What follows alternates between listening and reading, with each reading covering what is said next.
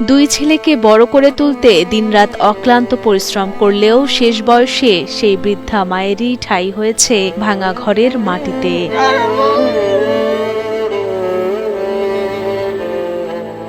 ভালো বিছানা তো তার ভাগ্যে জোটেইনি, গায়ে জড়িয়ে রাখতে হয়েছে নোংরা কাপড় চোপড় আর ছেঁড়া ফাটা বস্তা ও পলিথিন।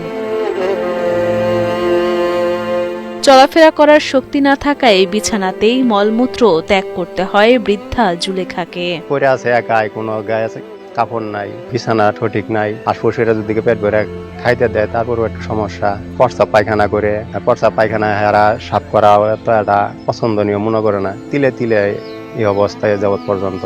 বৃদ্ধা জুলেখা শেরপুরের শ্রীবর্দী উপজেলার চিথুলিয়া গ্রামের বাসিন্দা। 2 দশক আগে স্বামী মারা যাওয়ার পর জীবিকার তাগিদে অন্যের বাড়িতে দিনরাত পরিশ্রম করেছেন জুলেখা। অতি কষ্টে বড় করে তুলেছেন 2 ছেলে জুলহক ও জুলহাসকে। কিন্তু কয়েক বছর আগে জুলেখা অসুস্থ হয়ে পড়লে স্ত্রী সন্তান নিয়ে শ্বশুর বাড়ি চলে যান ছোট ছেলে জুলহাস। এদিকে বড় ছেলে জুলহক ঢাকায় দিনমজুরের কাজ করায় সেখান থেকে মায়ের জন্য খাবার